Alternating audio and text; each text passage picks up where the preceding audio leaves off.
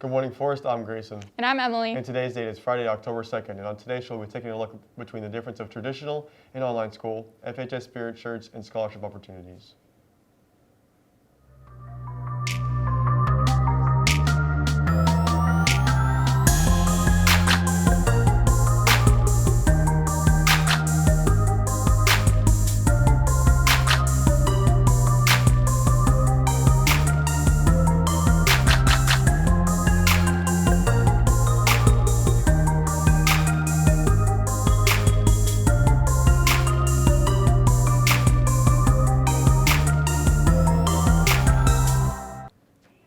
Here at Forrest, we are recognizing the different paths for our seniors after they graduate. 3 prominent options are employment, enrollment, and enlistment. Over the next couple of weeks, we're going to be focusing on enrollment.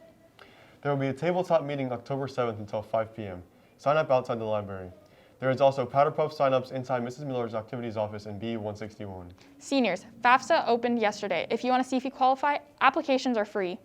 Ashley has more senior information for us. Hey seniors, every Friday I will be giving updates on scholarships and opportunities for you to take advantage of.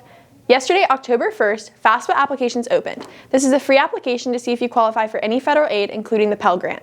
You really want to get a head start on this application because the earlier you turn it in, the more money you will be rewarded. Visit fafsa.org to apply. A scholarship that is available for seniors is the Florida Association of School Resource Officers. This scholarship is for $1,000 and will be awarded to 40 seniors. For more information, see Deputy Diaz and his office across from Discipline. All application packets must be postmarked or emailed no later than March 1st, 2021. Seniors with an unweighted GPA of 3.5 can apply to the $1,000 Project Weather Scholarship from Spectrum News 13. There will be 9 recipients and all entries must be received by January 6, 2021. To apply, visit www.mynews13.com/Project Weather or go to guidance for more information. Speaking of college and scholarships, Emma Beth interviewed one of our S10 alumni and a current senior about how college has changed due to COVID-19. From businesses being shut down to face mask requirements, if there's one thing this year has taught us, it's how to deal with change. Education is no exception. As new students transition into college in this post-pandemic world, they've had to adapt to circumstances that have come along with it. I'm a film major over at UCF, but I'm also minoring in digital technology. Some students have had access to on-campus classes, which has been a blessing for them, but I unfortunately have had classes primarily through the online system. So I've been taking classes through like a little web course, and then we'll have either daily Zoom meetings or just they'll post assignments and then we'll access it that way. To limit in-person contact, many colleges are opting to hold classes online for the time being. This new way of learning doesn't come without its challenges. One challenge I've definitely had the most struggle with is getting out and actually meeting people who are also in my major. I wanted to get out and go visit people who I could talk with about a film that I saw last weekend or something in class that I needed to work on. But it makes it really difficult as far as going out and interacting with people, especially people who you are unfamiliar with and you don't know their last couple contacts through the past couple days. The lack of physical interaction doesn't only limit to those currently in college, but to the high school class of 2021 who are currently planning for their future. I wasn't able to tour any colleges over the summer or look at them. A lot of the colleges released virtual tours, which is like cool, but it's still just like not the same because like when you go to the campus, you kind of like get the vibe of it. That definitely put like a big difference and like it changed a lot. With so many uncertainties and changes during this time, it's still a priority for students to continue to work. I think the angle I'd like to take on that is if you're running, let's say a 5K, if you run it with a huge group of people, then you still ran a 5K, but you could easily run another 5K by yourself on your own time in a park. Either way, you've still run that 5K. So I could look at that as, even though I'm doing the work online by myself, I'm still completing the same rigorous amount of work that I would be completing in a classroom with a large amount of people. Whether planned or not, students are still adding a lesson to their curriculum, adapting to change. For WCAT, this has been Emma Beth reporting. As we get through the first quarter of our senior year, one of the things I'm looking forward to are our football games. Me too, Emily. Remember, if you have a voucher and are coming to tonight's game, it's a blackout, so be sure to wear black.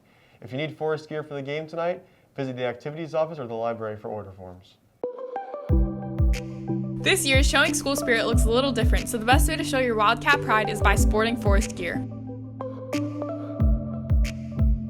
In the library, Miss Polars is selling a variety of spirit shirts. They come in all different designs and colors. Short sleeves are $12 and long sleeves are $15. If it is a shirt with a design on the back, they are $15 or $20. Forms are in the library to fill out and submit back to Miss Polars. For even more options, you can go to the activities office where Miss Miller or an SGA student will help you buy one. They are selling multiple different quarter zips, a Green Forest High School hoodie, and Forest Wildcat shirts.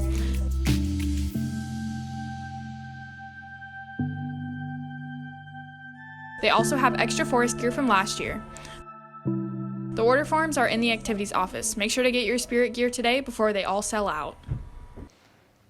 I'll be going after school to get mine for the game. Now to Aaliyah with the rest of our sports. Good morning, Forest. I'm Aaliyah with your sports news for today. This week is rivalry week against Vanguard. Last night, the JV football team unfortunately lost 38-0. Tonight, our varsity football team plays the Knights for senior night. The game starts at 7. If you can't make it to the game, make sure to tune into our live stream on YouTube. Or come out to Beef O'Brady's. They'll be streaming the game to the TVs in their restaurant. The theme is a blackout, so make sure to wear all black. Last night was a great night for our Forest sports teams. Congratulations to the boys and girls golf team as they played Denellen last night. Megan Griggs received medalists and led the way with an even par of 36 and an overall team score of 187. Eoin Buckaloo shot a 33 and the team's overall was 153. The Bellevue Rattlers slithered away with the loss against the Lady Cat volleyball team. Set 1, 25-12, set 2, 25-18, set 3, 25-17. The Alley Cats defeated Westport, led by Alexis Cheney with a 3-14 and Claire Noble followed with a 3-13. Off-season conditioning and workouts for boys lacrosse begins on October 5th. Anyone interested must have a current physical and pink card on file. See Coach Strauss for questions. There will be an informational meeting on Friday, October 9th via Zoom for anyone interested in trying out for competition cheerleading. Tryouts will be Monday, October 12th. If you're interested in trying out, you must have a current physical on file. Please contact Coach Bigelow for more information. Also, any girls interested in playing fast-pitch softball in the fall need to meet in the House of Forest today right after school. We will have an informational meeting on costs and when we begin. This is all the sports news I have for you today. Once again, I'm Aaliyah. Now back to the anchors. Thanks, Aaliyah. I'm definitely thankful to still be in school as many of our students are doing CATs online. Traditional school versus online school have been a hot topic since returning from COVID break. Let's get an inside look on online versus traditional schooling.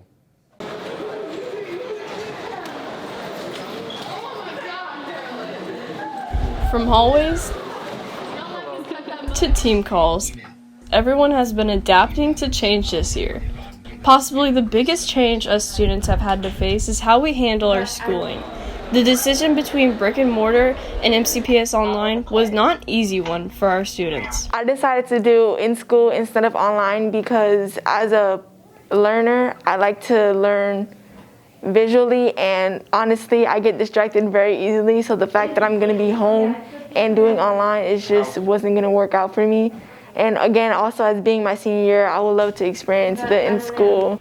So we decided to do online school. We kind of waited till the very last minute, but we were kind of talking about it all summer, just making sure it was an option that was reliable.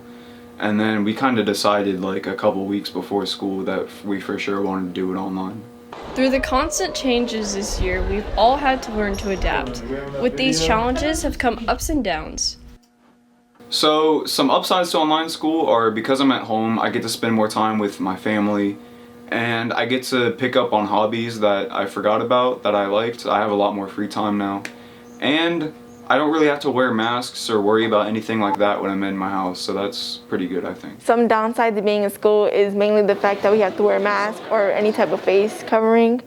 Also that there are changes like throughout the school rules and stuff. Like our homecoming did get canceled for this year. And this being my senior year, I would like to experience everything. Although there are many differences between brick and mortar and online, one that remains the same is extracurricular activities. So I'm still in STN even though I'm online, and it's still good that I get to make videos and do what I want. And Mr. Guest is providing me with things that I need to do at home, but the downsides are just I don't get to see everyone in class. I don't really get to join meetings that often, and it's just a bit of a struggle trying to be as involved when you're online and everyone else is at school. As a softball player, playing at Forest High School, Stuff has changed, obviously, because now we definitely have to wear masks throughout practice, and during games we have to wear masks, which it is extremely hot. So it definitely affects not just me, but everyone in the team. It does also affect the coaches as well, because they also have to communicate with us, and they also have to social distance at the same time. So it all just changes everything. Throughout the year, as more changes come, students are still going to have an education, whether it's in person or online.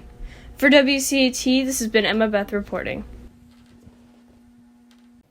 That's all the news we have for you today. To stay updated on all things Forest, make sure to follow us at FHS_WCAT on Snapchat, TikTok, Twitter, and Instagram. And be sure to subscribe to our YouTube channel. Once again, I'm Grayson. And I'm Emily. Have a great day, Forrest, and like always, Go Cats!